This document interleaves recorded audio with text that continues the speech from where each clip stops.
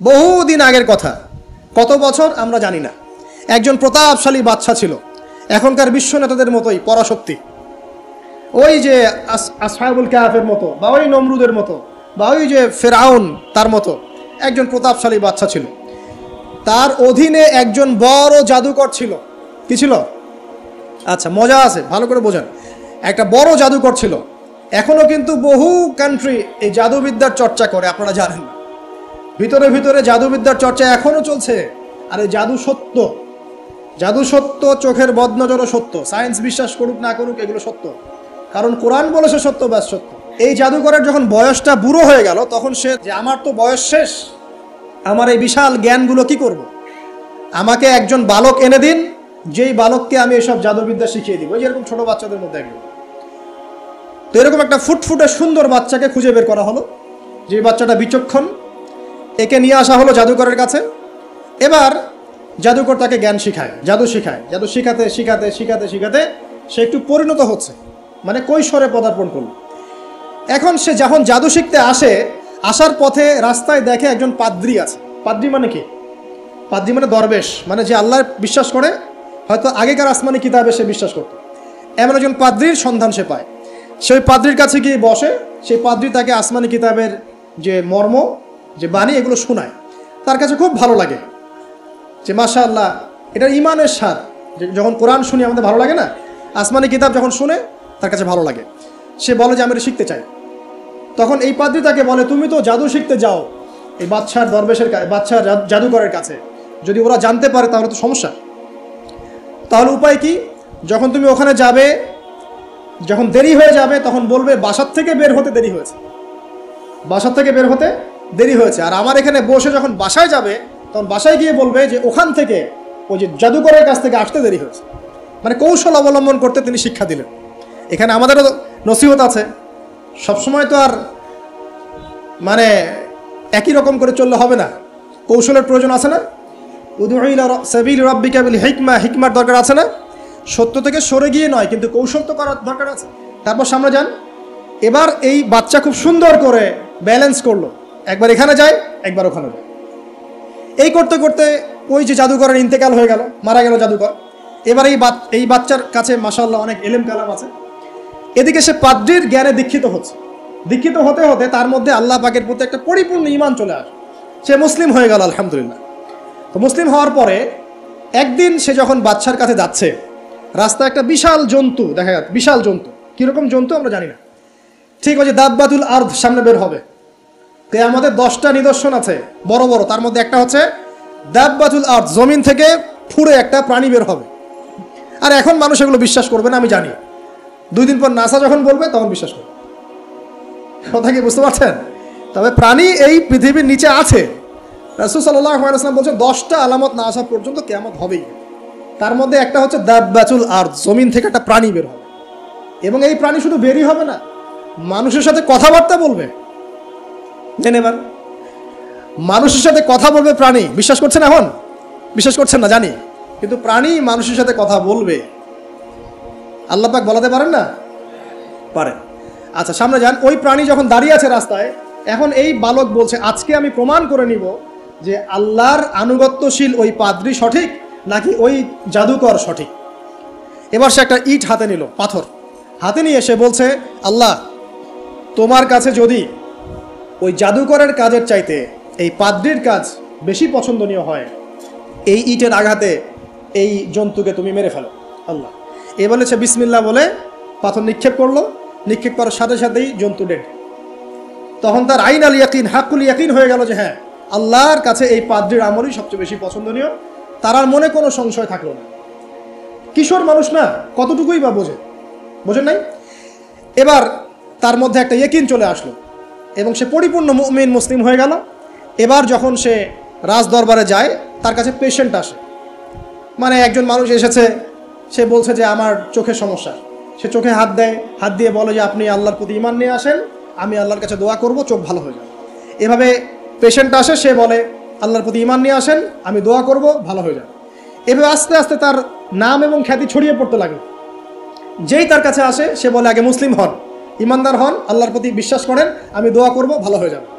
চোখ অন্ধ ভালো হয়ে যাচ্ছে, কুষ্ঠরোগী ভালো হয়ে যাচ্ছে, হ্যাঁ, প্যারালাইজড রোগী ভালো হয়ে যাচ্ছে, আলহামদুলিল্লাহ। নবী ঈসা আলাইহিস সালাম এমনটা করেছিলেন না? আল্লাহ পাক চাইলে করতে পারেন। একদিন ওই রাজ দরবারের একজন মন্ত্রী আসছে, এবার ওই রাজার একজন এমপি সাহেব, তার চোখে সমস্যা, সে আসছে, এসে বলছে যে আমার এই চোখের সমস্যা, আমার চোখটাকে ভালো করার দরকার, তোমার কাছে কোনো ওষুধ আছে নাকি? তো সে বলছে যে আপনি আল্লাহর প্রতি ঈমান নিয়ে আসেন, আমি আল্লাহর কাছে দোয়া করব, আপনি ভালো হয়ে যাবেন। এবার সে আলহামদুলিল্লাহ ঈমান নিয়ে আনলো এবং সে ভালো হয়ে গেল। এই ভালো হয়ে যাওয়ার পরের দিন যখন সে আবার ওই পার্লামেন্টে গিয়েছে আর কি, ওদের তৎকালীন রাজদরবারে, এবার রাজা ওকে দেখে বলছে যে তোমার তো চোখ অন্ধ ছিল, কিভাবে শেফা লাভ করলো? তো সে বলে না কিভাবে শেফা লাভ করলো, সে বলতে চাচ্ছে না, কারণ সে আজ করছে যে বললে সমস্যা হবে। তো এক পর্যায়ে তাকে খুবই পিটুনি দেওয়া হচ্ছে, রিমান্ডে নিয়ে গিয়ে কঠিন মাইট দেওয়া হচ্ছে। এক পর্যায়ে সে মারের যন্ত্রণা সহ্য করতে না পারে বলে ফেললো যে ওই বাচ্চা, তার কাছে গিয়ে আমি আরোগ্য লাভ করেছি এবং সে আমাকে বলেছে যে তার রবের প্রতি ঈমান নিয়ে আসতে, তাহলে আমি শেফা লাভ করব। এই বাচ্চা এখন বলছে ফেরাউনের মতো যে আয়না রব্বুকুমুল আ'লা, আমি তো তোমাদের রব। নমরুদের মতো আমি তো তোমাদের রব, ঠিক আছে, আমি ছাড়া তোমাদের কে রব আছে? মা আলিমতু লাকুম মিন ইলাহিন গায়রি, আমি তো জানি না যে আমি ছাড়া তোমাদের কোনো ইলাহ আছে। এবার এই লোকটাকে হত্যা করা হলো, এই এমপি সাহেবকে হত্যা করা হলো, বিকজ সে ঈমান নিয়ে আসে। এবার সেই বালককে ডেকে আনা হচ্ছে, বলা হচ্ছে বলো তুমি নাকি তোমার রবের নাম দিয়ে মানুষের ট্রিটমেন্ট করা শুরু করেছো? তখন সেই বালক বলছে হ্যাঁ, আমি এক আল্লাহর প্রতি বিশ্বাস করি এবং তার রাসূলের প্রতি বিশ্বাস করি, তার প্রেরিত আসমানি কিতাবে বিশ্বাস করি। এখন রাজা বলছে আমি ছাড়া তোমাদের কোনো ইলাহ আছে আমি তো জানি না। এই সৈন্যবাহিনী শোনো, এই বালককে ধরো, ধরে নিয়ে গিয়ে উঁচু পাহাড়ে নিয়ে যাও, ওখান থেকে ফেলে দাও। কথা বুঝতে পারছেন? এবার তাকে নিয়ে যাওয়া হলো, ক্রস ফায়ার দেওয়া হবে, এবার উপরে নেওয়া হয়েছে, একদম পাহাড়ের উপরে। এবার ওই বালক উপরে উঠে একটা দোয়া করছে, এই দোয়াটা সবাই শিখে নেন। ওই বালক উপরে উঠে দোয়া করছে আল্লাহুম্মা কফিনিহিম বিমা শি'তা, আল্লাহুম্মা কফিনিহিম বিমা শি'তা, আল্লাহুম্মা কফিনিহিম বিমা শি'তা। পাহাড় থরথর করে কাঁপা শুরু করলো এবং ওই সৈন্যবাহিনী পাহাড় থেকে পড়ে গেল, বালকের কিচ্ছু হলো না। আমি কিন্তু বানোয়াট কোনো গল্প বলছি না, এটা কোরআন থেকে বলছি এবং এটা তাফসীর, আপনি যে কোনো তাফসীর পড়েন, মারিফুল কোরআন, তাফসীর ইবনে কাসির, জালালাইন পড়ে দেখেন, জাস্ট পড়ে দেখেন আমার সাথে ডিবেট করার আগে। এবার সে বালক হেঁটে হেঁটে চলে আসলো রাজদরবারে। আবার কি ব্যাপার, তুমি মরো নাই? না, আল্লাহ আমাকে বাঁচিয়েছে, আমার রব আমাকে বাঁচিয়েছে। আবার পাঠানো হচ্ছে আরেক দল সেনাবাহিনীকে নিয়ে, যাও এবার ওকে সমুদ্রে নিয়ে আনো, সমুদ্রের মাছ সমুদ্রে ডুবিয়ে দিবে। আবার সে ওখানে গিয়ে বলল আল্লাহুম্মা কফিনিহিম বিমা শি'তা, হে আল্লাহ, অর্থ হচ্ছে হে আল্লাহ আমার বিপক্ষে যারা আছে আপনি যা দিয়ে ইচ্ছা ওদের বিরুদ্ধে আমাকে সাহায্য করেন। অর্থটা হচ্ছে এমন, আল্লাহুম্মা কফিনিহিম বিমা শি'তা, আল্লাহ আপনি আমার জন্য যথেষ্ট হয়ে যান, ওদের বিরুদ্ধে আমার জন্য যথেষ্ট হয়ে যান, যা ইচ্ছা তাই দিয়ে আপনি হেদায়েত করুন, মানে আমাকে হেফাজত করুন, ঠিক আছে? আল্লাহুম্মা কফিনিহিম বিমা শি'তা, ছোট্ট দোয়া। এবার ওই সমুদ্র উত্তাল হওয়া শুরু করলো এবং ওরা জাহাজ থেকে পড়ে গেল। এই বাচ্চা সেফলি আবার চলে আসলো রাজদরবারে, বিশ্বাস করছেন না? চলে আসলো।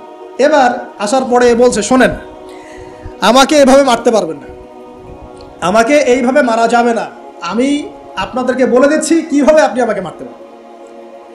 তো বাচ্চা বলছে কিভাবে মারতে পারবো বলো? তখন সেই বাচ্চাটা বলছে যে আপনি সমস্ত এলাকার মানুষকে এক জায়গায় জড়ো করবেন, মানে পুরো নেশনের যত মানুষ সবাইকে একটা মাঠে নিয়ে আসবেন, মাঠের মাঝখানে একটা গাছ রোপণ করবেন বা একটা কিছু স্তম্ভ নির্মাণ করবেন, সেখানে আমাকে বেঁধে ফেলবেন। বেঁধে ফেলার পরে আমার এই ধনুক থেকে একটা তীর বের করবেন, তীর বের করে আপনি নিজ হাতে এই তীরটাকে নিশানা দিবেন, দিয়ে বলবেন বিসমিল্লাহ আল্লাহর নামে, বিসমিল্লাহ আল্লাহর নামে, বিসমিল্লাহি রব্বি হাযাল গোলাম বলে ছুড়বেন। অর্থ হচ্ছে আমি এই রবের, আমি এই বাচ্চার রব, আমি এই বাচ্চার রব আল্লাহর নামে তীর ছুড়লাম, এটা বলে তীরটা নিক্ষেপ করবেন, তাহলে আমি মরবো, তার আগে মরবো। কথা কি বুঝতে পারছি? এবার তাই করা হলো, সমস্ত এলাকার মানুষকে এখানে জড়ো করা হলো। কথাটা ভালো করে বোঝেন, সমস্ত এলাকার মানুষ মানে কি ওই এলাকার সব মানুষ, মানে মুমিন কাফের যে আছে সবগুলাকে একত্রিত করা হলো। করার পরে বাচ্চাটাকে এভাবে একটা জায়গায় বেঁধে দেওয়া হয়েছে, খেজুর গাছে, তাফসীরে এসেছে খেজুর গাছে। এবার সে এখান থেকে তীর বের করে বাদশা বলছে বিসমিল্লাহি রব্বি হাযাল গোলাম, নিক্ষেপ করলো। তীরটা ঠিক আল্লাহ পাকের দৃষ্টি দেখেন এত সূক্ষ্ম, ওইটাই বর্ণনা করেছেন, তীরটা ঠিক বাচ্চার এই জায়গায় লেগেছে, এই যে মাথার এখান থেকে লেগে এদিকে বের হয়ে গেছে। হ্যাঁ, কি বুঝি না? ছেলেটা বাচ্চা ওই বাচ্চা ছেলেটার এই যে কপালের এই পার থেকে এই পার পর্যন্ত তীর চলে গেল এবং বাচ্চাটা শহীদ হয়ে গেল আলহামদুলিল্লাহ। এবং এই বাচ্চাটা যখন মারা গেল বা শহীদ হয়ে গেল, আর সারা এলাকার মানুষ কি দেখলো যে বাচ্চা তাকে দুইবার চেষ্টা করে মারতে পারে নাই, কিন্তু তার রবের নাম যখন নেওয়া হয়েছে, আল্লাহর নাম নেওয়া হয়েছে, মারতে পেরেছে। দেন পুরো এলাকার সমস্ত মানুষ মুসলিম হয়ে গেল। একজন বাচ্চার জীবনের বিনিময়ে সমস্ত এলাকার মানুষ ইসলামের হেদায়েত পেয়ে গেল আলহামদুলিল্লাহ। এবার বাচ্চার মাথা তো আরো খারাপ, একটাকেই সামলাতে পারছিলাম না, এবার তো সমস্ত এলাকার মানুষ মুসলিম হয়ে গেছে। এখন কি করবেন? এখন সেনাবাহিনীকে আদেশ করা হয়েছে সমস্ত মানুষগুলোকে জড়ো করে একটা গর্ত খোঁড়ো, একটা গর্ত খুঁড়ে সেখানে আগুন জ্বালাও, আগুন জ্বালিয়ে সমস্ত মানুষকে ফেলে দাও। দৃশ্যটাকে কল্পনা করতে পারছেন? একটা পুরো এলাকার মানুষকে একটা মাঠের মধ্যে একত্রিত করে সেখানে আগুন জ্বালিয়ে সবাইকে সেখানে ফেলে দেওয়া হলো এবং তারা চতুর্দিক থেকে এটাকে অবলোকন করতে লাগলো, মজা উপভোগ করতে লাগলো। এটাই আল্লাহ পাক বলছেন, কুতিলা আসহাবুল উখদুদ ইয হুম আলাইহা কুউদ ওয়া হুম আলা মা ইয়াফআলুনা বিল মুমিনিনা শুহুদ। শেষ পর্যায়ে তাফসীরে এসেছে, শেষ পর্যায়ে একজন মায়ের কোলে একটা ছোট্ট বাচ্চা ছিল, তো সেই মা নিজে লাফ দিবে এটাতে তার কোনো সমস্যা নেই, কিন্তু বাচ্চাটাকে নিয়ে লাফ দেওয়ার জন্য সে ইতস্তত বোধ করছে। তখন আল্লাহ রাব্বুল আলামিন সেই ছোট্ট বাচ্চাটার কোলে, সেই ছোট্ট বাচ্চাটার জবানের মধ্যে আল্লাহর কুদরত নিদর্শন নাজিল করলেন। ওই বাচ্চাটা কথা বলা শুরু করলো। সেই বাচ্চাটা বলল, লা তাখাফি ইয়া উম্মা, এটা শব্দটা এমন এসেছে, ইয়া উম্মা, হে আমার মা, লা তাখাফি, তুমি ভয় করো না, ফাইন্নাকি আলাল হক, কারণ আপনি সত্যের উপরে আছেন, লাভ দিন। যারাই সে অগ্নিকুণ্ডে সেদিন লাভ দিয়েছে তারাই জান্নাতের স্বাদ পেয়েছে আলহামদুলিল্লাহ। এই হলো আসহাবুল উখদুদের ঘটনা, যেটা আল্লাহ রাব্বুল আলামিন সূরা বুরুজের মধ্যে বলেছেন। এখানে একটাই শিক্ষণীয় বিষয়, ঈমান এর শক্তি একজন ছোট্ট বালকের মধ্য দিয়ে কিভাবে আল্লাহ রাব্বুল আলামিন পুরো নেশনকে হেদায়েত করতে পারেন। এবং আল্লাহ রাব্বুল আলামিন সমস্ত পরিকল্পনার উপরে মহা পরিকল্পনাকারী, এবং আল্লাহ সুবহানাহু ওয়া তাআলা তাদেরকে চিরস্মরণীয় করে রেখেছেন কোরআনের পাতায়। কিয়ামত পর্যন্ত মানুষ এই ঘটনা পড়বে, তাদের থেকে শিক্ষা গ্রহণ করবে না? তো আল্লাহ রাব্বুল আলামিন সবচেয়ে বেশি স্মার্ট না আমরা সবচেয়ে বেশি স্মার্ট? এরপরে আল্লাহ রাব্বুল আলামিন বলছেন যে তারা ঈমান আনা ছাড়া অন্য কোনো অপরাধ করে নাই। এই মুমিন যারা ছিল, আগুনে লাফ দিয়েছে, এদের কি কোনো অপরাধ ছিল? এদের কোনো অপরাধ ছিল? কি অপরাধ ছিল? তারা শুধুমাত্র কি ছিল? মুমিন ছিল। ঈমান আনার ফলে তাদের এই পরিণতি হয়েছে, তাদেরকে অগ্নিকুণ্ডে লাফ দিতে তারা বাধ্য হয়েছে। যারা দিয়েছে তারা কি জান্নাতি না জাহান্নামী? জান্নাতি। ওই যে বালক যে একা দৃষ্টান্ত স্থাপন করে গেল এবং পুরো নেশনকে হেদায়েত দিয়ে গেল, এই বালক সফল না ব্যর্থ? আল্লাহ রাব্বুল আলামিন যদি চান তাহলে এরকম একজন দুইজন মানুষকে দিয়েও পুরো নেশনকে হেদায়েত করাতে পারেন। এবং যেটা হয়ে গেছে আগে সেটা এই যুগেও সম্ভব না? শুধু সম্ভবই না, বরং আপনাদের চোখের সামনে এটা হয়েছেও, কিন্তু আপনারা সেটা বুঝতে পারেন নাই। আপনাদের চোখের সামনে যুগের পর যুগ এমন ঘটনা ঘটেছেও, কিন্তু আপনারা হয়তো বুঝতে পারেন নাই, ধরতে পারেন নাই। আল্লাহ রাব্বুল আলামিন এমন মানুষদেরকে দিয়ে পুরো নেশনকে হেদায়েত করেন। কিছু মানুষকে আল্লাহ পাক পরীক্ষায় ফেলেন, তাদের মধ্য দিয়ে আল্লাহ পুরো নেশনকে হেদায়েত করতে পারেন আলহামদুলিল্লাহ। তো আল্লাহ পাক এখানে বুরুজ বিশিষ্ট আসমানের কসম করে বলছেন, ওয়াল ইয়াউমিল মাউউদ, এবং আমি আরো কসম করছি প্রতিশ্রুত দিনের। ইয়াউম মানে দিন, মাউউদ মানে হচ্ছে যেই দিনটার ওয়াদা করা হয়েছে, মানে প্রতিশ্রুত দিন। এটা কোন দিন? কিয়ামতের দিন। শুকরিয়া। ওয়াল ইয়াউমিল মাউউদ মানে হচ্ছে কিয়ামতের দিনের কসম। আর কিয়ামতের দিনটা কি? একটা বাক্য উত্তর হচ্ছে ইয়াউমা লা তামলিকু নাফসুন লিনাফসিন শাইআ। কিয়ামতের দিন এমন একটা দিন যেই দিন কোনো নফস মানে কোনো সত্তা অন্য কোনো সত্তার যাররা পরিমাণ উপকার করতে পারবে না।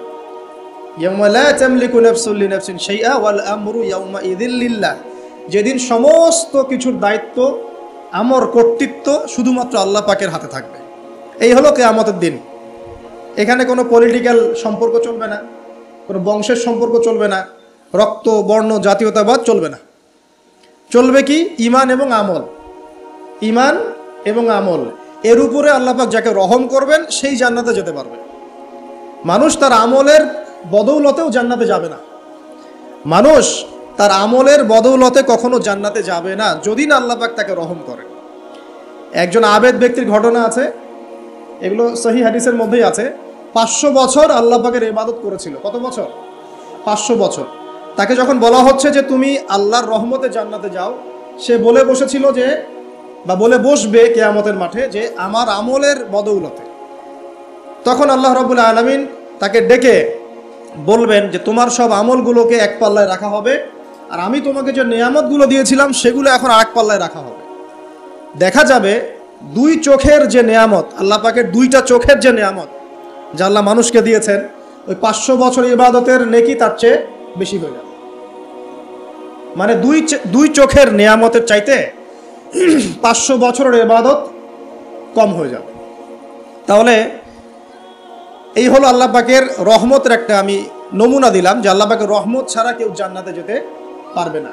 ওয়াল ইয়াউমিল মাউউদ, মানে কিয়ামতের দিন, সেই দিন যেদিন কোনো নফসের উপকার করতে পারবে না, পৃথিবীর কোনো সম্পর্ক সেখানে টিকবে না।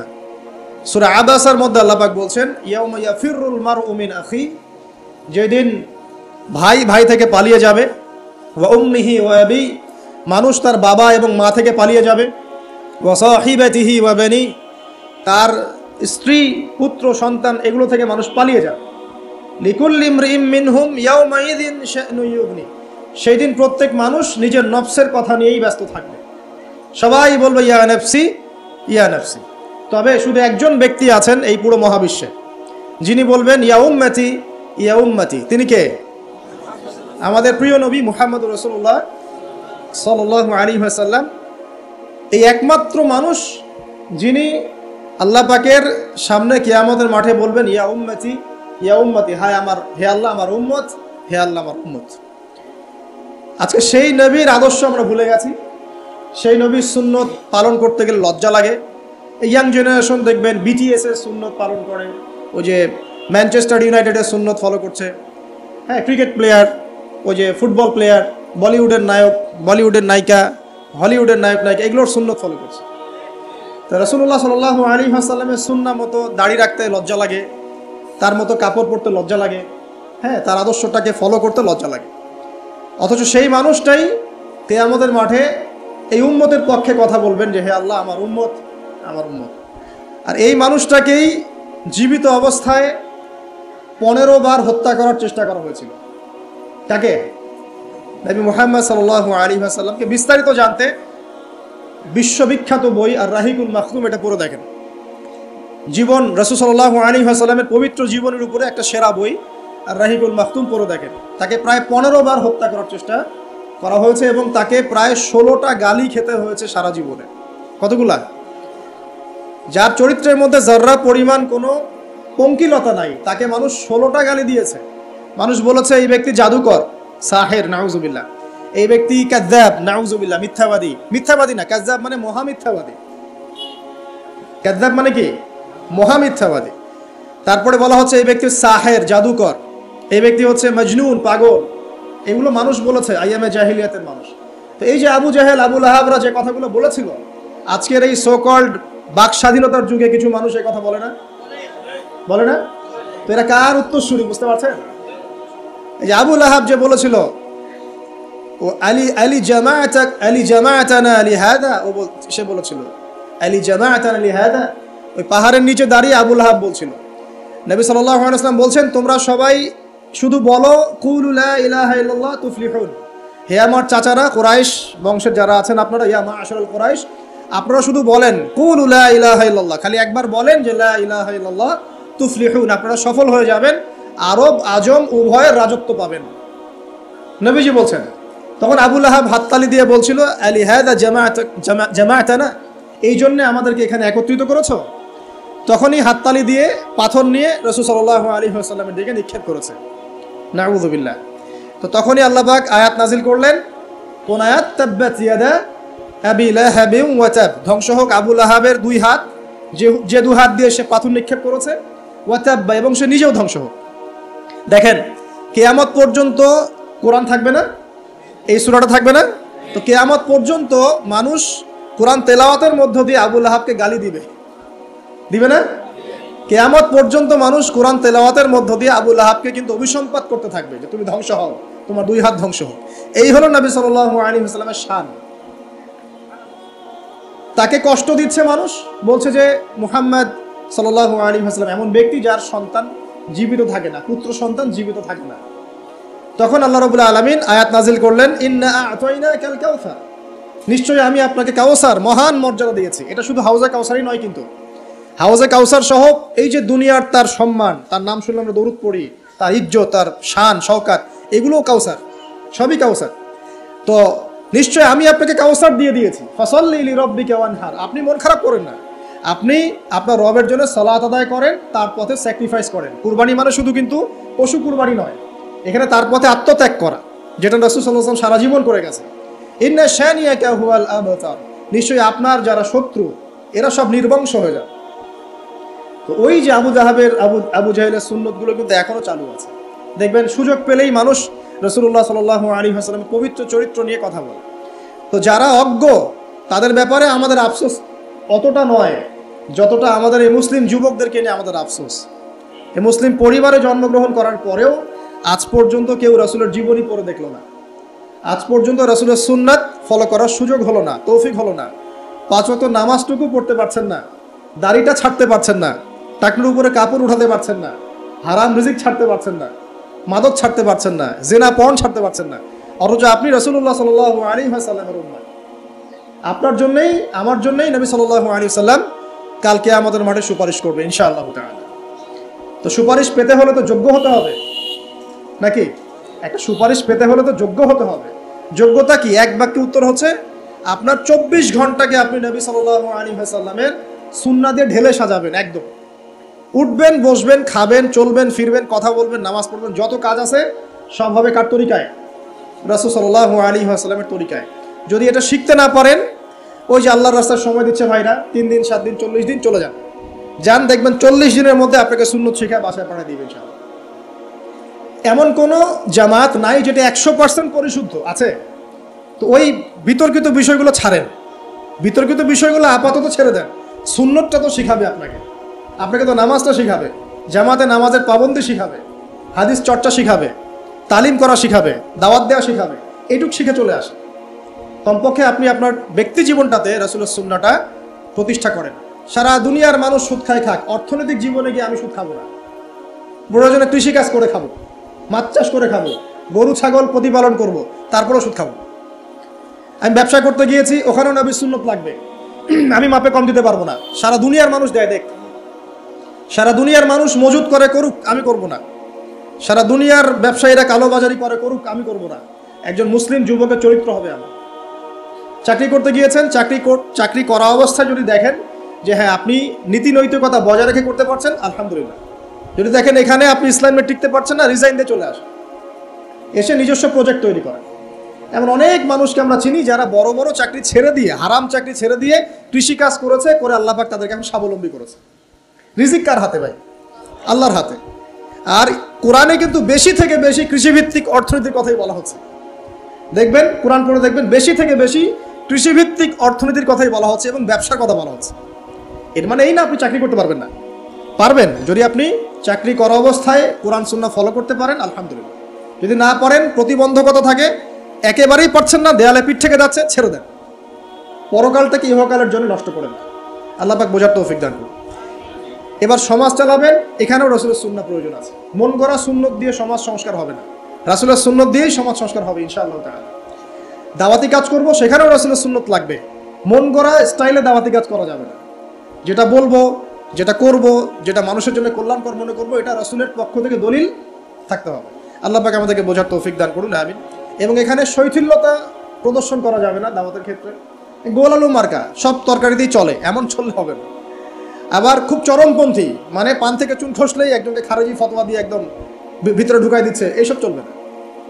মধ্যমপন্থী তরিকা লাগবে। ওয়াকাযালিকা জাআলনাকুম উম্মাতান ওয়াসাতা, আল্লাহ পাক বলছেন এভাবেই আমি তোমাদেরকে মধ্যমপন্থী উম্মত করেছি। মধ্যমপন্থী উম্মত, যারা শৈথিল্যতা প্রদর্শন করবে না, আবার চরমপন্থীও হবে। চরমপন্থায় কি কোনো লাভ হয়? চরমপন্থায় কি ইসলামের উল্টা ক্ষতি হচ্ছে? আবার শৈথিল্যতাবাদী ওই আকীদায় চলে গেলে সমস্যা। তখন দেখা যাবে হারাম হালাল সব গুলাই ফেলছেন, আর একটা গোলালু মার্কে কনসেপ্ট নিয়ে কবরে যাওয়া লাগতেছে। আল্লাহ পাক বোঝার তৌফিক দান করুন, আমিন। তো এক কথায় প্রিয় ভাইয়েরা, ওই কিয়ামতের মাঠে রাসূলুল্লাহ সাল্লাল্লাহু আলাইহি ওয়াসাল্লামই একমাত্র সত্তা যিনি পুরো উম্মার জন্য সুপারিশ করবেন ইনশাআল্লাহ। তো সেই সুপারিশ পাওয়ার যোগ্য হতে হলে আমাদের চলনে বলনে কথায় কাজে ব্যবসা অর্থনীতি সব ক্ষেত্রে রাসূলের সুন্নাহকে সর্বোচ্চ অগ্রাধিকার দিতে হবে। অনেক আদর্শের কথা আমরা বলি, সবচেয়ে সেরা আদর্শ মুহাম্মদ সাল্লাল্লাহু আলাইহি ওয়াসাল্লাম, তার আদর্শের উপরে কোনো আদর্শ নাই। অতএব এই আদর্শটাকে মনে পারে ধারণ করা, লালন করা, মননে ধারণ করে বাস্তবে ইমপ্লিমেন্ট করা। আল্লাহ পাক আমাদেরকে তৌফিক এনায়েত করুন, আমিন। তো প্রিয় ভাইরা, কিয়ামতের মাঠ সম্পর্কে অনেক ভয়াবহ চিত্র আছে, আজকে আমি সেটা বলার সুযোগ পাচ্ছি না। এতটুকু বলবো যে এটা হচ্ছে ন্যায় বিচারের মাঠ। এখানে যাররা পরিমাণ বান্দার হক নষ্ট করে পার পাওয়া যাবে না। আল্লাহ পাকের সাথে জড়িত হাজারটা পাপ থাকলেও আল্লাহ পাক মাফ করতে পারেন, ঠিক আছে, কিন্তু বান্দার সাথে জড়িত হক থাকলে বান্দার কাছেই ক্ষমা নিতে হবে। আর একটা পাপ নিয়ে কবরে যাওয়া যাবে না, একটা পাপ, সেটা কি? সেটা হলো শিরকের পাপ। শিরিকের পাপ নিয়ে কবরে যাওয়া যাবে না। বেঁচে থাকতেই শিরিকের সাথে সম্পৃক্ত যত আকীদা আমল আছে তওবা করতে হবে, ছাড়তে হবে। আল্লাহ রাব্বুল আলামিন আমাদেরকে শিরিক এবং কুফর থেকে হেফাজত করুন, আমিন। আল্লাহ পাক এর পরের আয়াতে বলছেন ওয়া শাহিদিন ওয়া মাশহুদ। একটা চমৎকার ঘটনা আসবে সামনে ইনশাআল্লাহ, মনোযোগ ধরে রাখেন। আল্লাহ বলছেন ওয়া শাহিদিন ওয়া মাশহুদ, আমি আল্লাহ কসম করছি শাহেদের এবং মাশহুদের। শাহেদ কি? তাফসীরের কিতাবে এসেছে শাহেদ মানে হচ্ছে জুমার দিন। কোন দিন? জুমার দিন। এই যে দেখেন, জুমার দিনে মুসলিমদের একটা কাজ কমন, সেটা হলো গোশতের দোকানে দাঁড়িয়ে গরুর গোশত কেনা। সকাল সকাল দেখবেন জুমার দিনে হাজির কসাইয়ের দোকানে, আজকে জুমার দিন গরু খাইতেই হবে, নাকি ভাই? কথাটা কি ঠিক না ঠিক? দেখবেন শহরের যতগুলো কসাইখানা আছে সকাল সকাল হাজির, জুমার দিন গোশত খাইতে হবে। অথচ জুমার দিনটা এত ইম্পর্টেন্ট, এই দিনে দোয়া কবুল হয়। যে কোনো দোয়া আল্লাহর কাছে চাবেন কবুল হবে। এই দিনে সূরা কাহাফ পড়তে হয়, এই দিনে তাড়াতাড়ি মসজিদে আসতে হয়, গোসল করে সুগন্ধি মেখে সুন্দর কাপড় পরে ইমামের কাছাকাছি এসে বসতে হয়। তাহলে প্রত্যেক কদমে 1 বছরের রোজা, 1 বছরের তাহাজ্জুদের নেকি হয়। তো জুমার দিন খুবই ইম্পর্টেন্ট। দেখবেন জুমার দিনে কি করে? গরুর গোশত খাবে, খাওয়াই লাগবে। মুরগি খাওয়া তো যাবেই না, সবজি খাওয়া যাবেই না, ঠিক আছে। তারপরে স্ত্রী সন্তান বউ বাচ্চাকে নিয়ে সকাল সকাল বের হয়ে চলে গেলাম, সারা বিকেল ঘুরতেছি, রাত্রে ঘুরতেছি, সন্ধ্যায় ঘুরতেছি। মানে ওই দিনটা দেখবেন গান বাজনা, পার্টি, এই বিয়ের অনুষ্ঠান, এই জন্মদিন, এই ওরিয়েন্টেশন, এই অমুক তমুক সব জুমার দিনে। অথচ জুমার দিনটাকে আল্লাহ পাক দিয়েছেন ওয়া শাহিদ, সাক্ষ্যদাতা।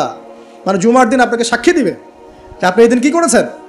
তো জুমার দিনের কাজগুলো পড়ে নেবেন বই থেকে, আল্লাহ পাক তৌফিক দান করুন, আমিন। ওয়া মাশহুদ, এবং মাশহুদের কসম করছি। মাশহুদ কি?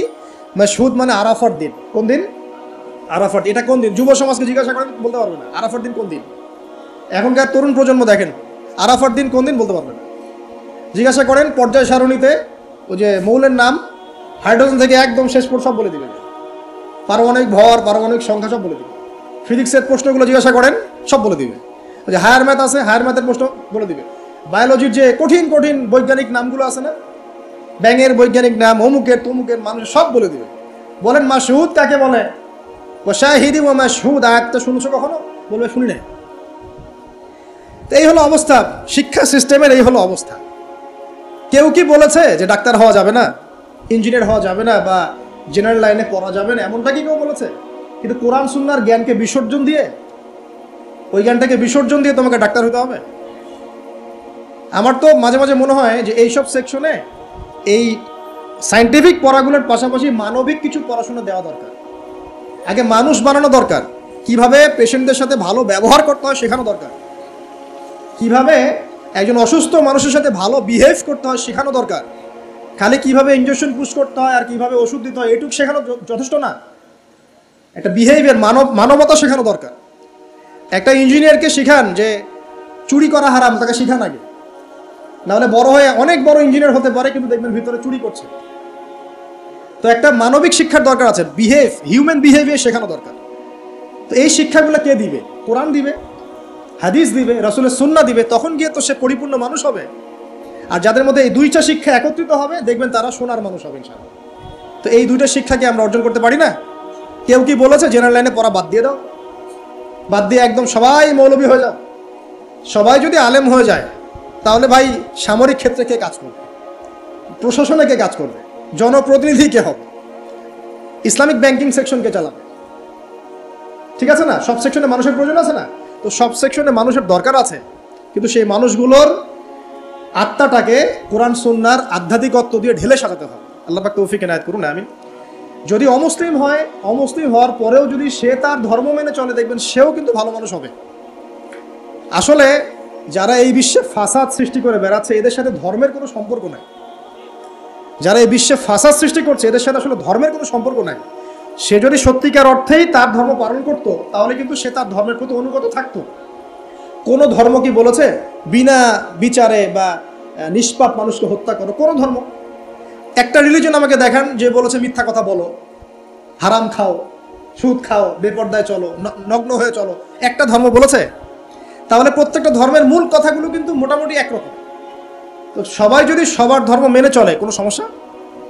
এরপরে যে পড়াশোনা করে দেখবে যে হ্যাঁ ইসলামই চূড়ান্ত রিলিজন, এর মধ্যে সমস্ত বিষয়ের সমাধান আছে, এটা ফাইনাল টেস্টিমেন্ট, তখন সে মুহাম্মদ সাল্লাল্লাহু আলাইহি ওয়াসাল্লামের আনুগত্য করবে, সাক্ষ্য দিবে আশহাদু আল্লা ইলাহা ইল্লাল্লাহ ওয়া আন্না মুহাম্মাদান আবদুহু ওয়া রাসূলুহু, মুসলিম হয়ে যাবে ইনশাআল্লাহ। ইনশাআল্লাহ মুসলিম হলেই, কালিমা পড়লেই একদিন না একদিন সে জান্নাতে যাবে ইনশাআল্লাহ তাআলা, যদি তার আকীদার মধ্যে শিরক না থাকে, কুফর না থাকে, আমলে বেদাত না থাকে, হারাম রিজিক না থাকে। আল্লাহ পাক আমাদেরকে পরিপূর্ণ মুসলিম হওয়ার তৌফিক এনায়েত করুন, আমিন। এই যে মাসহুদ বলছিলাম, আরাফার দিন, আরাফার দিন নিয়ে আমার স্বতন্ত্র একটা লেকচার আছে, ওইটা দেখে নিন। আরাফার দিনের ফজিলত, এর যে তাৎপর্য, এবং এই দিনে নবী সাল্লাল্লাহু আলাইহি ওয়াসাল্লামের একটা বিদায় হজের ভাষণ আছে, এটা নিয়ে আমি স্বতন্ত্র একটা খুতবা দিয়েছি, শুনে নেবেন ইনশাআল্লাহ। আর বাসায় গিয়ে অবশ্যই আর রাহিকুল মাখতুম বইটা পড়বেন, এখানে সমস্ত বিষয়গুলো লেখা আছে। এই তিনটা কসম, পুরো মহাবিশ্বের কসম, তারপরে হচ্ছে কিসের, কিয়ামত দিবসের কসম, আর এই যে জুমা এবং আরাফার দিবসের কসম। কসমগুলো কি বড় বড় না, ছোট ছোট? বিশাল বিশাল কসম, মানে বিশাল বিশাল কসম নিয়ে আল্লাহ রাব্বুল আলামিন এখন একটা বড় ঘটনা বলতে যাচ্ছেন। সিকোয়েন্সটা দেখেন, বড় বড় কিছু কসম আল্লাহ করলেন, মহাবিশ্বের কসম, বিশাল বিশাল নক্ষত্রের কসম, ঠিক আছে? জুমার দিন বড় দিন, আরাফার দিন বিশাল দিন, এবং কিয়ামতের দিন একটা ভয়াবহ বিশাল দিন। এই সমস্ত বিশাল বিশাল বিষয়গুলোর কসম করে আল্লাহ পাক বলছেন কুতিলা আসহাবুল উখদুদ। কি কথা? কুতিলা আসহাবুল উখদুদ। আসহাবুল উখদুদ ধ্বংস হয়েছে। কে আসহাবুল উখদুদ? সামনে যাই, মজার একটা ঘটনা আসবে। আন-নারি যাতিল ওয়াকুদ, যখন আগুন দাউ দাউ করে জ্বলছিল, আসহাবুল উখদুদ ধ্বংস হয়ে গেছে যখন আগুন দাউ দাউ করে জ্বলছিল। ইযহুম আলাইহা কুউদ, এবং আসহাবুল উখদুদের লোকরা এই আগুনের কুণ্ডলীর চারপাশে বসেছিল। মনে করেন এখানে বিশাল একটা আগুন জ্বালিয়ে রাখা হয়েছে, এখানে দাউ দাউ করে আগুন জ্বলছে, আর কিছু মানুষ তার চারপাশে বড় বড় কুরসিতে, চেয়ারে হেলান দিয়ে বসে মজা উপভোগ করছে। এই হলো আসহাবুল উখদুদ। এদেরকে আল্লাহ পাক বলছেন এরা ধ্বংস হোক। কুতিলা আসহাবুল উখদুদ ওয়াহুম আলা মা ইয়াফআলুনা বিল মুমিনিনা শুহুদ। তারা বসে বসে কি করছিল? তারা বসে বসে দেখছিল যে মুমিন মুসলিমদের সাথে কি নির্যাতন করা হচ্ছে। মুমিন মুসলিমদের সাথে ওই আগুনের মধ্যে যা নির্যাতন করা হচ্ছিল, ওরা চারপাশে বসে বসে এটা অবলোকন করছিল, হাসছিল, মজা নিচ্ছিল। এই আসহাবুল উখদুদরা ধ্বংস হোক। ওয়ামা নাকামু মিনহুম ইল্লা আন ইউমিনু বিল্লাহিল আজিজিল হামিদ। আল্লাহ পাক বলছেন ওই মুমিনদের কোনো দোষ ছিল না যে মুমিনদেরকে ওই অগ্নিকুণ্ডে পুড়িয়ে মারা হচ্ছিল এবং চারপাশে কিছু মানুষ জড়ো হয়ে দেখছিল, মজা নিচ্ছিল। আসহাবুল উখদুদ, ওই মুমিনদের কোনো দোষ ছিল না, শুধু একটা অপরাধ তাদের দৃষ্টিতে। কি সেটা? যে এই মুমিনরা এক আল্লাহর প্রতি ঈমান এনেছিল। এই মুমিন হওয়া ছাড়া তাদের কোনো দোষ ছিল না। কথা বুঝতে পারছেন? এবার চলে আসেন এখানে কিভাবে আসলাম। বহুদিন আগের কথা, কত বছর আমরা জানি না। একজন প্রতাপশালী বাদশা ছিল, এখনকার বিশ্ব নেতাদের মতোই পরাশক্তি, ওই যে আসহাবুল কাহাফের মতো, বা ওই নমরুদের মতো, বা ওই যে ফেরাউন তার মতো একজন প্রতাপশালী বাদশা ছিল। তার অধীনে একজন বড় জাদুকর ছিল। কি ছিল? আচ্ছা, মজা আছে, ভালো করে বোঝেন। একটা বড় জাদুকর ছিল। এখনো কিন্তু বহু কান্ট্রি এই জাদুবিদ্যার চর্চা করে, আপনারা জানেন। ভিতরে ভিতরে জাদুবিদ্যার চর্চা এখনো চলছে। আর এই জাদু সত্য, জাদু সত্য, চোখের বদনজরও সত্য। সায়েন্স বিশ্বাস করুক না করুক, এগুলো সত্য, কারণ কোরআন বলেছে সত্য, ব্যাস সত্য। জিন সত্য নাকি মিথ্যা? ফেরেশতা সত্য না মিথ্যা? কবরের আযাব সত্য না মিথ্যা? এগুলো তো চোখে দেখা যায় না, বিশ্বাস করলেন কিভাবে? এই চোখে দেখা যায় না বিশ্বাস করেছেন বলেই তো আপনি মৌলবাদী। চোখে দেখা যায় না, অহেতুক বিশ্বাস করছেন, অতএব আপনি একজন মৌলবাদী মানুষ। বুঝতে পারছেন? তো এই বিষয়গুলো বিশ্বাস না করলে কি আপনি মুমিন হতে পারবেন? আচ্ছা, কবরের আযাব সত্য না মিথ্যা আমরা বিশ্বাস করেছি, তোমরা মরার পরে বিশ্বাস করো। আমরা মরার আগেই বিশ্বাস করেছি, তোমরা মরার পরে বিশ্বাস করো। তারপর তোমরা পাক্কা মৌলবাদী হয়ে যাবে। যখন মরার পরে যখন কঠিন কবরের আযাব শুরু হবে, দেখবা যে আইনাল ইয়াকিন। ইয়াকিন কয়েক প্রকার হয়। একটা হচ্ছে আপনার আইনাল ইয়াকিন, হাক্কুল ইয়াকিন, এরকম কথা আছে কোরআনে। মানে আইনাল ইয়াকিন মানে চোখে দেখলাম এবার বিশ্বাস করব। রব্বানা আবসারনা ওয়া সামি'না ফারজি'না না'মাল সালিহান ইন্না মুকিনুন। আছে না সূরা আলিফ লাম মিম সিজদা? হাফেজে কোরআন যারা আছেন, আল্লাহর সামনে জাহান্নামীরা বলবে, রব্বানা, হে আমাদের রব, আবসারনা, এই যে দেখলাম, তোমার আযাব দেখেছি আমরা এখন, পরকালের কথা। ওয়া সামি'না, এই যে শুনতে পাচ্ছি এখন আযাব। ফারজি'না, আমাদেরকে ফিরিয়ে দিন। কোথায় ফিরিয়ে দিবে? দুনিয়ায়। না'মাল সালিহান, আমরা সৎ কাজ করব। ইন্না মুকিনুন, আমাদের ইয়াকিন হয়ে গেছে। তার মানে সবাই বিশ্বাস করবে একদিন না একদিন, তাই তো? এই ঈসা ইবনে মারইয়ামকে যে মানুষ বলছে ক্রুসিফাইড, তাকে ক্রুসিফাইড করা হয়েছে, তিনি মারা গেছেন, নাউজুবিল্লাহ, বলা হচ্ছে না? আচ্ছা, ঈসা ইবনে মারইয়াম যখন নেমে আসবেন সবাই বিশ্বাস করবে না? সূরা মাইদায় এই জন্যই বলা হচ্ছে যে ঈসা ইবনে মারইয়ামকে যখন পাঠানো হবে, একজন আহলে কিতাব বাকি থাকবে না যে তার প্রতি ঈমান নিয়ে আনবে না। এমন একজন মানুষ তখন খুঁজে পাওয়া যাবে না যে তার প্রতি ঈমান আনবে না আহলে কিতাবদের মধ্যে। ঈসা ইবনে মারইয়ামকে ক্রুসিফিকশন করা হয় নাই। ঈসা ইবনে মারইয়ামকে আল্লাহ রাব্বুল আলামিন তার কাছে উঠিয়ে নিয়েছেন। আর যে আল্লাহ পুরো মহাবিশ্ব চালাতে পারেন, সে একজন মানুষকে উঠাতেই পারেন। এটার এমন কি বিষয় যে আল্লাহ রাব্বুল আলামিন আপনার দেহের মধ্যে রূহ রেখে দিয়েছেন, তার হুকুমে বের হয়ে চলে যাবে। সে আল্লাহ রাব্বুল আলামিন রাসূল সাল্লাল্লাহু আলাইহি ওয়াসাল্লামকে মেরাজে উঠিয়েও নিতে পারেন। সিম্পল। শেষ করি, সূরাটার সামনে যাই। আল্লাহ রাব্বুল আলামিন এরপর যেটা বলেছেন যে ইন্নাল্লাযীনা, ওদের পরিণতি কি হবে যারা এই কাজটা করলো? ইন্নাল্লাযীনা ফাতানুল মুমিনিনা ওয়াল মুমিনাত সুম্মা লাম ইয়াতুবু ফালাহুম আযাবু জাহান্নাম। যারা মুমিনদের সাথে এমন নির্যাতন করলো, কি করলো? আগুনে পুড়িয়ে জীবন্ত মেরে ফেললো। যারা মুমিনদের সাথে এমন দৃষ্টান্ত স্থাপন করলো, নির্যাতন করলো, ফিতনায় ফেললো এবং তওবা করে ফিরেও আসলো না, আল্লাহ পাক বলছেন নিশ্চয়ই তাদের জন্য যন্ত্রণাদায়ক শাস্তি আছে জাহান্নামে। ওয়ালাহুম আযাবুল হারিক, এবং তাদের জন্য মর্মান্তিক শাস্তি অপেক্ষা করছে। তাদের জন্য যারা মুমিনদেরকে ফিতনায় ফেলেছে, কষ্ট দিয়েছে, নির্যাতন করেছে, নিপীড়ন করেছে। তারপর আল্লাহ পাক বলছেন ইন্নাল্লাযীনা আমানু ওয়া আমিলুস সালিহাত লাহুম জান্নাতুন তাজরি মিন তাহতিহাল আনহার। আর যারা এই পরীক্ষায় উত্তীর্ণ হয়ে গেল, যাদেরকে আসহাবুল উখদুদরা ফেলে দিল গর্তে, যারা আগুনে লাফ দিল, অগ্নি পরীক্ষা দিল, আল্লাহ পাক বলছেন এরা সফল হয়েছে, এরা জান্নাতে যাবে যার তলদেশ দিয়ে নহর সমূহ প্রবাহিত হচ্ছে। আলহামদুলিল্লাহ। ওয়াযালিকাল ফাওজুল কাবীর, আর এটা হচ্ছে সবচেয়ে বড় সাফল্য। এটাই হচ্ছে সাফল্যের চূড়ান্ত সংজ্ঞা। দুনিয়াতে আপনি কতটুকু খাচ্ছেন, করছেন, কতটুকু ব্যবসা বাণিজ্য করছেন, কতটুকু স্ট্যাটাসের মালিক, এটা বড় কথা নয়। আপনি দিন শেষে জান্নাতে যেতে পারবো কিনা, এটাই বড় কথা। যদি জান্নাতে যেতে পারি, ইনশাআল্লাহ তাআলা আমরা সফল। যদি জান্নাতে যেতে ব্যর্থ হই, আল্লাহ না করুক, তাহলে আমাদের চেয়ে ব্যর্থ এই মহাবিশ্বের কোনো সৃষ্টি নাই। আল্লাহ পাক বোঝার তৌফিক এনায়েত করুন, আমিন। আল্লাহ পাক এরপরে বলছেন ইন্না বাতশা রাব্বিকা লাশাদীদ। জেনে রাখো, যারা আল্লাহর বিরোধিতা করবে, তার নবী, তার আসমানি কিতাব এবং দ্বীনের বিরোধিতা করবে, তাদের জন্য আল্লাহর শাস্তি আছে। এই শাস্তিটা প্রচণ্ড কঠিন। ইন্না বাতশা রাব্বিকা লাশাদীদ, আল্লাহ পাকের শাস্তি প্রচণ্ড কঠিন। আমরা একটা কনসেপ্ট লালন করি মাথায়, আল্লাহ পাক গফুর রহিম, রহমানুর রহিম, ঠিক আছে, তাই না? একই সাথে আল্লাহ পাক কিন্তু শাদীদুল ইকাবও বটে। আল্লাহ পাক একই সাথে কিন্তু কঠোর শাস্তিদাতাও বটে। আল্লাহ এটা বলছেন ইন্না বাতশা রাব্বিকা লাশাদীদ। আল্লাহ পাক ছাড় দিচ্ছেন আমাদেরকে, ছেড়ে দিবেন না কিন্তু।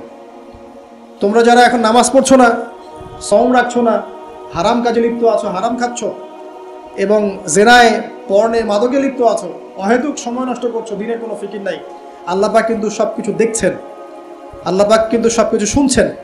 আল্লাহ রাব্বুল আলামিন সুযোগ দিচ্ছেন, সময় দিচ্ছেন, তাই বলে কিন্তু আল্লাহ পাক ছেড়ে দিবেন না কখনো। আল্লাহ রাব্বুল আলামিন কিন্তু পুঙ্খানুপুঙ্খ হিসাব নেবেন। এটাই বলছেন ইন্না বাতশা রাব্বিকা লাশাদীদ। আল্লাহ পাকের শাস্তি কিন্তু বড়ই কঠিন। আল্লাহ পাক আমাদের সবাইকে তার শাস্তি থেকে হেফাজত করুন, আমিন। একটা এক্সাম্পল দিচ্ছি খালি, জাস্ট। আবু তালেব নাম শুনেছেন? কে ছিল? রাসূল সাল্লাল্লাহু আলাইহি ওয়াসাল্লামের চাচা। দীর্ঘদিন, বছরের পর বছর তিনি নবী সাল্লাল্লাহু আলাইহি ওয়াসাল্লামকে সাপোর্ট করেছেন। যদিও তিনি মুসলিম হননি, কিন্তু সাপোর্ট করেছেন, ফাইন্যান্সিয়াল সাপোর্ট, সোশ্যাল সাপোর্ট, তাকে সাপোর্ট দিয়েছেন। কিন্তু শেষমেশ তিনি লা ইলাহা ইল্লাল্লাহ পড়তে পারেন নাই, মুমিন মুসলিম হননি। কিন্তু নবীকে এমনভাবে সাপোর্ট দিয়েছেন যেটা আরবের কেউ দেয়নি তাকে। তাহলে এই ব্যক্তি কি পাবে পরকালে? সাহাবীরা জিজ্ঞাসা করছেন, আপনার চাচার কি হবে পরকালে? রাসূলুল্লাহ সাল্লাল্লাহু আলাইহি ওয়াসাল্লাম বলছেন, আমার চাচা আমাকে অনেক অনেক খেদমত করেছে, উপকার করেছে দিনের জন্য, কিন্তু ঈমান নিয়ে আসে নাই। যদি সে ঈমান নিয়ে আসতো আমি তার প্রতি সুপারিশ করতাম। তিনি চাচাকে বলেছিল না, খালি একবার বলেন লা ইলাহা ইল্লাল্লাহ, আমি আপনার জন্য আল্লাহর কাছে সুপারিশ করব। তিনি ঈমান নিয়ে আনেননি। এই কারণে জাহান্নামের সবচেয়ে নিম্নতর শাস্তি তাকে দেওয়া হয়। সেটা কি? তাকে আগুনের এক জোড়া জুতা পরিয়ে দেওয়া হয়। আগুনের এক জোড়া জুতা। এই আগুনের এক জোড়া জুতাতেই নাউজুবিল্লাহ তার মাথার যে মগজ, এই মগজটা টকবক করে ফুটতে থাকবে। ইন্না বাতশা রাব্বিকা লাশাদীদ কিভাবে বুঝাবো? এটা হলো আবু তালেবের ব্যাপার। তাহলে যারা এখন প্রকাশ্যে ইসলামের এগেইনস্টে কথা বলছে, কাজ করছে, সুন্নতের খেলাফ কাজ করছে, আমরা নামাজ পড়ছি না, সুদ খাচ্ছি, ঘুষ খাচ্ছি, দুর্নীতি করছি, আমাদের কি হবে? জাস্ট নিজের ফিকির করেন, ডান বাম সব ভুলে যান, নিজের কবরের ফিকির করেন। জাস্ট নিজের কবরের ফিকির করেন যে আমি কবরে গেলে কি করবো, এই ফিকির করেন। দেখবেন নিজে ভালো হলে সব ভালো হয়ে যাবে ইনশাআল্লাহ। নিজে ভালো হবে না, কিছুই ভালো হবে না। আল্লাহ পাক আমাদের সবাইকে আল্লাহর আযাব থেকে বাঁচান, আমিন। আল্লাহ পাক আযাবের কথা বলছেন, সাথে এটাও বলছেন ইন্নাহু হুয়া ইউবদিউ ওয়া ইউঈদ ওয়া হুয়াল গফুরুল ওয়াদুদ। আল্লাহ পাক কঠিন শাস্তিদাতা বটে, তবে আল্লাহ রাব্বুল আলামিন সবকিছু সৃষ্টি করেছেন, আবার তার দিকেই সবকিছু ফিরে আসবে, এবং তিনি হচ্ছেন পরম প্রেমময় একজন সত্তা। কেউ যদি আল্লাহকে ভয় করে ইনস্ট্যান্ট তওবা করে ফিরে আসে, তার জীবনে যত গুনাহ থাক আল্লাহ পাক মাফ করে দিবেন। আপনি যদি সারা জীবন শিরক করে থাকেন, যেটা মহাপাপ, জুলমান আযীম, এখনই যদি তওবা করে ফিরে আসেন, আপনার সমস্ত পাপ তো আল্লাহ পাক মাফ করে দিবেনই, আপনার গুনাহগুলোকে নেকি দিয়ে পরিবর্তন করে দিবেন। তো আল্লাহ পাক প্রেমময়, ওয়াদুদ একজন সত্তা। তো আমরা আল্লাহ পাকের দয়া যদি চাই, আল্লাহ পাকের প্রেম ভালোবাসা চাই, তাহলে আল্লাহর মারিফত লাগবে না, আল্লাহকে চিনতে হবে না, আল্লাহর আনুগত্য লাগবে না, তার রাসূলের আনুগত্য লাগবে না, কোরআন সুন্নাহ ফলো করতে হবে না। এগুলো করার পর ইনশাআল্লাহ আমরা আল্লাহ পাকের রহমত পাবো, ইনশাআল্লাহ আমরা আশাবাদী। আল্লাহ পাক আমাদেরকে তার রহমত দিয়ে ঘিরে রাখুন, আমিন। ওয়া হুয়াল গফুরুল ওয়াদুদ যুল আরশিল মাজিদ। আল্লাহ পাক বলেন তিনি মহান আরশের অধিপতি। আরশ সম্পর্কে একদিন বলেছি আমি যে এই কুরসিটাই মহাবিশ্বকে ঘিরে রাখছে, আর এই কুরসিটা আরশের তুলনায় এমন যে একটা মরুভূমিতে একটা ঢাল ফেলে দেন, একটা মরুভূমির মধ্যে একটা থালাকে ফেলে দেন, অনুপাতটা যেমন হবে, আরশ আর কুরসির অনুপাতটা এমন। আরশটা এত বিশাল যেটা 8 জন ফেরেশতা ধরে রেখেছে, তার উপরে আল্লাহ রাব্বুল আলামিন আরশে আযীমে সমুন্নত। তো সে আল্লাহকে চিনতে শিখুন, আল্লাহর আনুগত্য করতে শিখুন। আল্লাহ পাক তৌফিক দান করুন। ফাআলুল লিমা ইউরিদ, আল্লাহ পাক যা ইচ্ছা তাই করতে পারেন। হাল আতাকা হাদিসুল জুনুদ, হে নবী মুহাম্মদ সাল্লাল্লাহু আলাইহি ওয়াসাল্লাম, তোমার কাছে কি এই সেনাবাহিনীর খবর পৌঁছেছে? এটাকে ফেরাউন ওয়া সামুদ, ফেরাউন এবং সামুদের বিশাল পরাক্রমশালী এই ফোর্সের কথা তোমার কাছে কি পৌঁছেছে? এই আসহাবুল উখদুদের সেনাবাহিনীর কথাই বলেন, আর ওই যে ফেরাউন বা নমরুদ বা সামুদ, আদ জাতির কথাই বলেন, এরা সবাই কিন্তু আল্লাহর গজবে ধ্বংস হয়ে গিয়েছে। আল্লাহ রাব্বুল আলামিনের কাছে সবাই তুচ্ছ। আমরা আল্লাহ রাব্বুল আলামিনের ক্ষমতার কাছে তুচ্ছ। তাই এই নশ্বর দুনিয়ায় আল্লাহর অবাধ্যতা করে উদ্ধত অহংকারী হওয়ার কোনো মানে হয় না। আল্লাহ পাক আমাদের সবাইকে বিনয়ী বানিয়ে দিন, আল্লাহর প্রতি আনুগত্যশীল বানিয়ে দিন। বালিল্লাযীনা কাফারু ফি তাকযীব, বরং যারা কুফরি করছে এরা তো মিথ্যা প্রতিপন্ন করছে। ওয়াল্লাহু মিন ওয়ারাইহিম মুহিত, আল্লাহ রাব্বুল আলামিন কুফারদেরকে চতুর্দিক থেকে ঘিরে রেখেছেন। বাল হুয়া কুরআনুন মাজিদ, আর এই যে কথাগুলো বলা হলো এগুলো কোনো অলীক গল্প নয়, বরং এটা হচ্ছে কুরআনুন মাজিদ ফি লাওহিন মাহফুজ, যেটা লাওহে মাহফুজ থেকে নাযিল হয়েছে। আল্লাহ রাব্বুল আলামিন আমাদের সবাইকে এই সূরাটা থেকে শিক্ষা নেওয়ার তৌফিক দান করুন। খুব সংক্ষেপে যদি সামারি করি, তাহলে এই সূরার মধ্যে আল্লাহ রাব্বুল আলামিন বিশাল বিশাল বিষয়ের কসম করেছেন, এবং বিশাল বিষয়ের কসম করে আল্লাহ পাক বড় একটা ঘটনা বলছেন, যে ঘটনার মধ্য দিয়ে একজন যুবককে দিয়ে আল্লাহ রাব্বুল আলামিন পুরো কওমকে হেদায়েত করছেন। একজনের জীবনের বিনিময়ে আল্লাহ পাক পুরো জাতিকে হেদায়েত করলেন। তো সেটা যদি আল্লাহ ওই যুগে করতে পারেন, এখনও করতে পারেন। এখানে আল্লাহর কাছে তারা সাফল্য মণ্ডিত হয়েছে যারা ঈমান এনেছিল, আর যারা ওদেরকে আযাব দিয়েছে, আগুনে পুড়িয়ে মেরেছে, এদেরকে আল্লাহ পাক জাহান্নামী ঘোষণা করেছেন। আল্লাহ পাক বলেছেন আমি শুধু গফুর রহিমই নই, আমি বরং শাদীদুল ইকাব, কঠিন শাস্তিদাতাও বটে। ইতিহাস ঘেটে দেখো, ফিরআউন, নমরুদ, যত বড় বড় জুনদের অধিকারী যারা ছিল, এদেরকে কিন্তু এই পৃথিবীতে সাস্টেইন করতে দেওয়া হয় নাই। যারা আল্লাহর আনুগত্য দাসত্ব করেছে, এদেরকেই আল্লাহ রাব্বুল আলামিন সম্মানিত, পুরস্কৃত করেছেন। যারা করে নাই, তাকযীবের মধ্যে ছিল, এদেরকে আল্লাহ পাক ধ্বংস করেছেন। আল্লাহ রাব্বুল আলামিন বলছেন শেষে গিয়ে, এগুলো কোনো অনেক গল্প কাহিনী নয়, বাল হুয়া কুরআনুন মাজিদ, এটা হচ্ছে সম্মানিত, মহিমান্বিত কোরআন, ফি লাউহিন মাহফুজ, যেটা লাউহে মাহফুজ থেকে আল্লাহ রাব্বুল আলামিন পৃথিবীতে আমাদের জন্য নাজিল করেছেন। আল্লাহ সুবহানাহু ওয়া তাআলা আমাদের সবাইকে এই সূরাতুল বুরুজের মধ্যে যে ঘটনা, আসহাবুল উখদুদের ঘটনা, এখান থেকে শিক্ষা নেওয়ার তৌফিক এনায়েত করুন, আমিন। আল্লাহ পাক আমাদের সবাইকে প্রকৃত মুমিন মুসলিম হওয়ার তৌফিক দান করুন। আল্লাহ পাক আমাদের সবাইকে মধ্যমপন্থী হওয়ার তৌফিক দান করুন। রাসূলুল্লাহ সাল্লাল্লাহু আলাইহি ওয়াসাল্লামের সুন্নত মেনে চলার তৌফিক দান করুন। একই সাথে আমরা দোয়া করি, আল্লাহ পাক তার শাস্তি থেকে আমাদেরকে হেফাজত করুন এবং তার রহমতে আমাদেরকে অলঙ্কৃত করুন। আল্লাহ রাব্বুল আলামিন যেন আমাদের সবাইকে মাফ করে দেন এবং কোরআনওয়ালা বানিয়ে দেন, সুন্নতওয়ালা বানিয়ে দেন, দ্বীনের জন্য কিছু করার তৌফিক আল্লাহ পাক দান করেন, আমিন। ঈমানের উপর দৃঢ়তা, ইস্তেকামা আল্লাহ পাক দান করেন, আমিন। আমি এই বলে আমার সংক্ষিপ্ত আলোচনা শেষ করছি। সুবহানাকা আল্লাহুম্মা বিহামদিকা, আশহাদু আল্লা ইলাহা ইল্লা আনতা, আস্তাগফিরুকা ওয়া আতুবু ইলাইক। আসসালামু আলাইকুম ওয়া রাহমাতুল্লাহি ওয়া বারাকাতুহু।